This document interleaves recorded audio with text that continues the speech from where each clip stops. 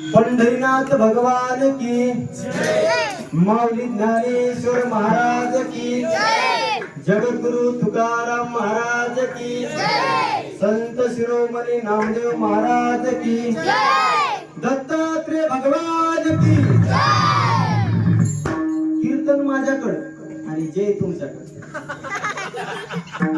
काय माझ्याकडे काय तुमच्याकडे, सगळंच काय उत्तर घेतलं नाही. म्हणून काय करायचं, काही तुम्ही बोला काही आम्ही बोलू आणि असं आपण आनंदामध्ये कीर्तन करायचं.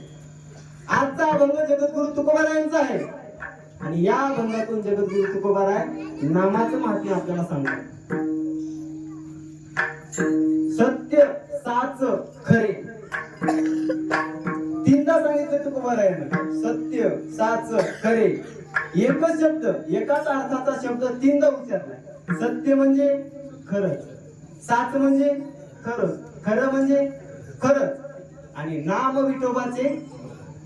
अरे बाबांनो, या जन्माला आले तुम्ही, जन्माला घालणं त्याच्या हातात आहे, मारणंही त्याच्या हातात आहे, पण जन्माला आल्यापासून मरेपर्यंत काय करायचं हे आपल्या हातात आहे. लक्ष देऊन आहे का? हे जे आपल्याला प्रवास करायचा जीवनाचा, या जीवनामध्ये जन्मापासून मरेपर्यंतचा जो प्रवास आहे, त्या प्रवासामध्ये आपल्याला नेमकं काय करायचं हे मात्र आपल्या हातात आहे. पण आपण काय झाले माहिती का, हा जीव संसारामध्ये एवढा गुंतलाय की बस त्याला देवाचीही आठवण राहिली नाही, संताचीही आठवण राहिली नाही, नामस्मरणाचीही आठवण राहिली नाही, एवढा गुंतला. म्हणून तुकोबारायला अभंग लिहावे लागले. काही तुम्हाला जर मुक्ती पाहिजे असेल, तुम्हाला जर देवाची प्राप्ती पाहिजे असेल, तुम्हाला जर मोक्षाची प्राप्ती पाहिजे असेल, तर तुम्हाला काय करावं लागेल, नामस्मरण करावं लागेल. काही जण पंढरपूरला जाऊन सुद्धा देवाचं दर्शन घेत नाही, लांबूनच म्हणतात तुका म्हणे मोक्ष देखील कळस. अरे येड्या, तुला दर्शनाचा आळस म्हणून तू काय म्हणतो तुका म्हणे मोक्ष. ते कोणासाठी आहे? चौथीच्या ठाई काहीच करणे नाही. जे मोक्ष गतीला प्राप्त झालेले आहेत का नाही, त्यांच्यासाठी येते तुका म्हणे मोक्ष देखील कळस. आपल्याला देवापाशी जावं लागेल का नाही, पण एवढा आळस आलाय लोकांना, एवढा कंटाळा आलाय, म्हणजे बसल्या बसल्या काम करायला बसले लोक. कमी, तुम्हाला सांगू का, कमी कामामध्ये जास्त पगार मिळायला लागली म्हणून असे धंदे सुरू झाले. काम कमी आणि पैसा जास्त झाला. लोकांना काय बसले बसले काम, देवाचंही लक्षण राहिलं नाही, देवाचं नामस्मरण तर दूरच राहिलं, संत भेट माहित नाही, काहीच माहित नाही. याचं कारण काय? घरी बसून पैसा, मोबाईल उचकायचा. आता तर ती जाहिरात येईल, जंगली रमी प्यावं ना महाराज. म्हणलं आता महाराजच यायची राहिली होती, त्याला पण बोलू. सगळे तर नेली तू ओढून. एक माग एक इंस्टाग्रामवर व्हिडिओ व्हायरल होता म्हणे, पहिल्यांदा माझ्यावर 1.5 लाख रुपये खर्च होतं, परत माझ्या मित्रांनी जंगली रमी खेळायला शिकवली, आता माझ्यावर 8 लाख रुपये खर्च आहे. एवढी वाईट परिस्थिती, आणि ते म्हणते पुन्हा जंगली रमी प्यावं ना महाराज. आताच्या काळामध्ये संत भेट होणं दुर्मिळ नाही, अतिशय दुर्मिळ आहे. आणि सांगू, संत भेटल्याशिवाय देव भेटत नाही. आणि तुकोबाराय एका ठिकाणी म्हणतात, देव भेटणं तरी सोपं आहे, पण संत भेट एवढी सोपी नाही. 7 समुद्र तुम्ही तरून जाऊ शकता, पण संताची भेट होऊ शकत नाही. चंद्रामृत सुखे देव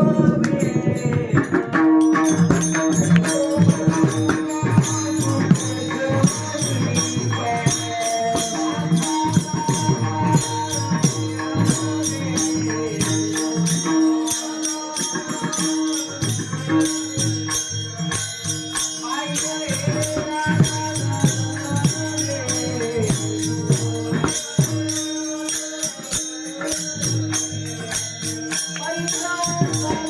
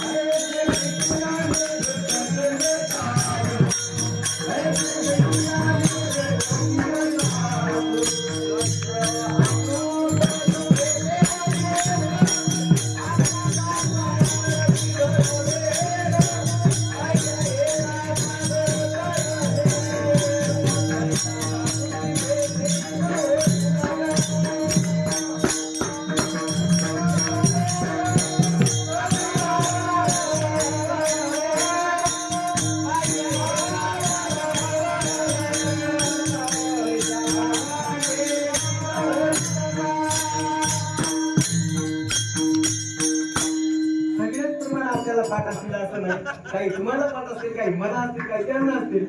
त्यामुळे काय करायचं, याच्यासारखं करायचं बा. नाही जरी असलं ला ला ला ला ला ला. आज त्याला काय करत नाही, कळतंय पण आपल्याला, बोलायचंय आपल्याला. त्यामुळे आणि काही झालं खालचे वा सुंदर, त्याला काही कळत नाही त्यातलं. आणि त्याला काही कळत नाही म्हणून आपलं चाललंय.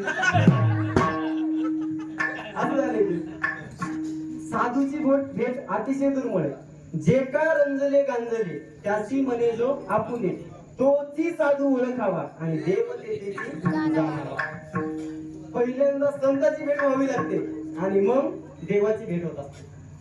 आणि देवाचं काय म्हणणं माहितीये का, संत आणि देव काहीच फरक नाही. देवते संत, देवते संत, निमित्त त्या प्रतिमा. आपल्याला जे फोटो ते प्रतिमा दिसतात त्या फक्त निमित्त आहेत. देवानंच अवतार घेतलेला आहे आणि देवाला आणावं लागतं. संत येत असतात आणि माणसाला यावंच लागतं. देवाला आणावं लागतं, संत येत असतात आणि माणसाला यावंच लागतंय. माणसाचं कर्म प्रारब्ध संपलं की माणसाला जावंच लागतंय. सांगून जातो तुम्हाला, प्रारब्ध संपलं माणूस जावंच लागणार. संत ज्ञानेश्वर महाराज यांची ज्ञानेश्वरी लेखक कोण होते, सच्चिदानंद बाबा. सच्चिदानंद बाबा आदरू लेखक उदाहरण तुम्हाला माहिती आहे. तर सच्चिदानंद बाबाने ती ज्ञानेश्वरी लिहिली, ज्ञानोबा सांगितली. ती ज्ञानेश्वरी सच्चिदानंद बाबाचं प्रारब्ध संपलं, सच्चिदानंद बाबा मरण पावले आणि मरण पावले सच्चिदानंद बाबा. आणि पूर्वीची एक प्रथा होती, पती जर मरण पावला तर पत्नीनं सती जायचं. पूर्वीची प्रथा होती, आता त्या प्रथा राहिल्या नाही. बरं, पूर्वीची प्रथा होती पत्नीनं सती जायचं. असं कुठं ऐकलं का पत म्हणजे नवऱ्यानं सता जायचं? असं कुठं नव्हतं, कारण पहिल्यापासून स्त्रीलाच आपण हे केलेलं आहे. तर त्यामुळे त्या सती जायची पद्धत होती पूर्वीची. आणि सच्चिदानंद बाबाची पत्नी सती जाण्याकरिता निघाली पद्धतीनुसार. तर सती जाण्याकरिता निघाली. आता तिला कळलं की आपण मरण पावणार आहे, सती गेल्याच्या नंतर मरण पावणार. पण जाता जाता असा मनात विचार आला की आपण आता मरणार आहोत, मरता मरता एखाद्या संताचं दर्शन व्हावं, एखाद्या संताची भेट व्हावी. म्हणून संत ज्ञानोबा यांच्या दर्शनाकरिता आल्या आणि माऊलींचं दर्शन घेतलं. दर्शन घेतल्यावर माऊलींना सहज असा आशीर्वाद दिला की अखंड सौभाग्य होती भाऊ. सौभाग्य होती भाऊ कोणाला म्हणावं, तिचा पती जिवंत असला पाहिजे ना. ती रडायला लागली. रडायला लागल्यावर माऊलीला प्रश्न पडला, आशीर्वाद दिल्या कुणी रडत नाही का? श्राप दिल्यावर रडू द्या, पण आशीर्वाद दिल्यावर. पण आताच सांगून जातो तुम्हाला, आता असं झालंय की आशीर्वाद मागून घ्यायला लागले. महाराज तिच्या डोक्यावर हात ठेवा. एका ठिकाणी असंच गेलो मी कीर्तनाला बाबा.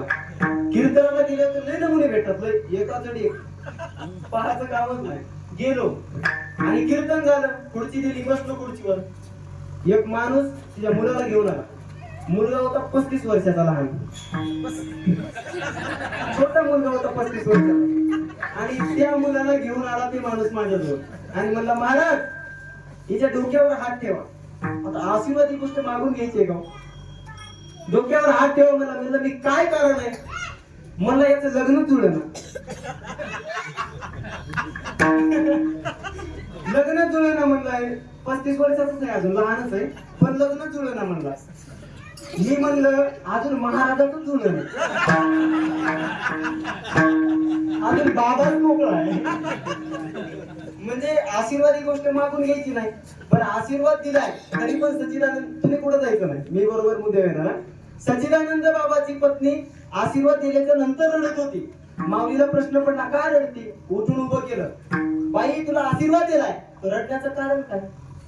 त्या महिलेनं सांगितलं, माझा पती मरण पावलाय, त्या सरणावर माझा पती झोपवलेला आहे आणि तुम्ही आशीर्वाद दिलाय की अखंड सौभाग्य होती भाऊ.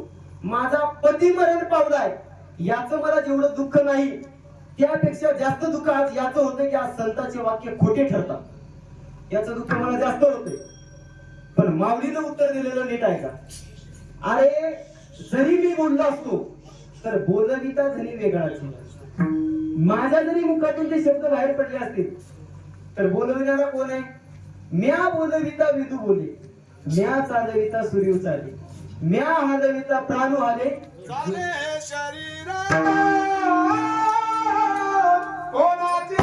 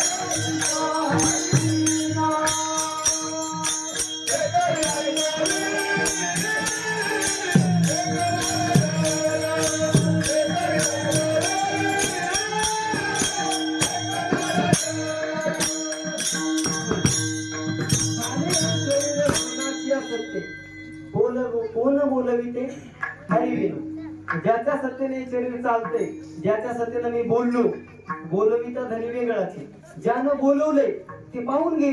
कोण म्हणते? ज्ञानोबा राय म्हणतात. तुला मी म्हणलो, काय म्हणलो? अखंड सौभाग्य होती बाबा, पण मी जरी म्हणलो असतो तर मला बोलवणारा वेगळाच आहे. आणि पुढचा कथाभाग तुमच्या सगळ्यांना माहित आहे. मेले माणूस जिथं उठविले, सच्चिदानंद बाबापर्यंत गेले आणि सच्चिदानंद बाबाला म्हणे उठून उभं राह. सच्चिदानंद बाबा उभं राहिले. याचं कारण काय? कारण बोलवणारा ते होता, मग करावं पण त्यालाच लागलं ना. कारण संतांच्या मुखातून जर एखादं वाक्य बाहेर पडलं असेल तर ते वाक्य खरंच होणार. मला सांगायचा मुद्दा काय होता लक्षात द्या.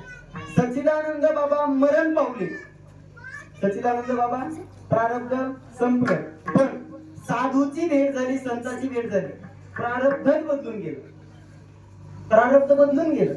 म्हणून पहिल्यांदा आपल्याला संत भेट करावी लागेल आणि संतांची भेट झाल्याच्या नंतर देव प्राप्ती होणार. काही गोष्टी पहिल्यांदा आपल्याला अभंगामध्ये महाराज सांगितले, सत्य साच खरे, नाम विठोबाचे बरे. काही गोष्टी खऱ्या असतात पण बऱ्या नसतात, काही गोष्टी बऱ्या असतात पण खऱ्या नसतात, काही गोष्टी खऱ्याही नसतात बऱ्याही नसतात, आणि काही गोष्टी खऱ्याही असतात आणि बऱ्याही असतात. भजन करा विठाला.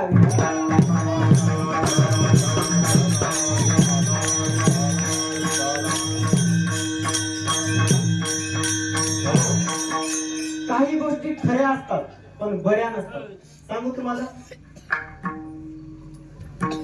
माणूस बाजारला गेला, काळ्या पाटीवर पांढऱ्या अक्षरात नाव लिहिलेलं होतं एका दुकानावर. त्या दुकानात गेला, बॉटली घेतली. खरी होती का खोटी होती? खरी होती का नाही? बॉटली कशी होती? खरी होती.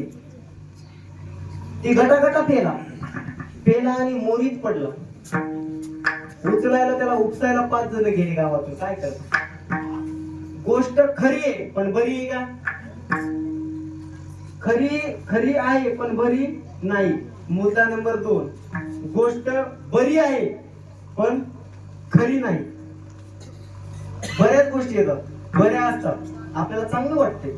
आपण ज्या वेळेला पिक्चर पाहायला जातो, खांद्यावर हात टाकून जातो, मित्राच्या खांद्यावर हात टाकून जातो पिक्चर पाहायला, आणि पिक्चर बघून येतो. त्या पिक्चर मध्ये पाहिलं जातंय की ते गडी राजकुमार असते आणि ती तिकून एखादी नटी असते. ते काय करत असते? समुद्रावर घोडा पळवत आणते, घोडा समुद्रावर. आणि ती पण सांगते, मेरा राजकुमार मेरे लिए 7 समुद्र पार करके आएगा. करून येते. ही गोष्ट पाहायला कशी वाटते? बरं वाटते, पण करायला तर जमत का? चंद्रभागेत बुडून मरायची एवढा टाळा. गोष्ट बरी आहे पण खरी आहे का? काही गोष्टी खऱ्याही नसतात आणि बऱ्याही नसतात. एक जण झोपल्यावर स्वप्न पडलं आणि स्वप्नामध्ये गडी वाहायला लागला, नदीमध्ये पाण्यामध्ये वाहून चाललाय. आणि वाहून गेल्यावर एका गाव आलं, त्या गावातल्या लोकांनी त्याला काढलं बाहेर.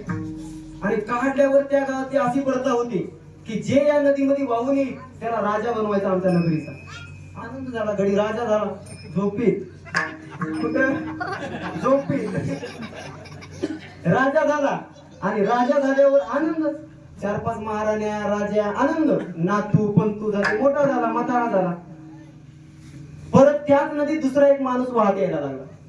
ते माणूस पण लोकांना काढला. पण त्याच गावात अशी एक प्रथा होती की त्या नदीतून आलेला राजकुमार काढायचा आणि जे पहिला आपला राजा आहे त्याला जिवंतच जाळायचं.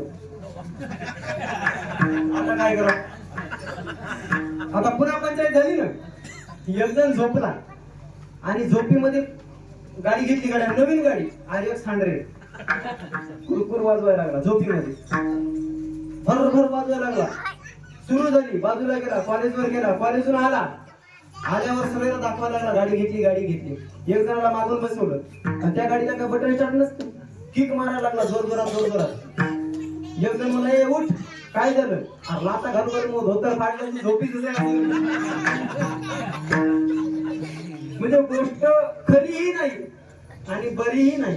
आणि खरी गोष्ट आणि बरी गोष्ट या पृथ्वी तलावर, या भूतलावर एकच आहे, ती म्हणजे देवाचं नाव. सत्य साचा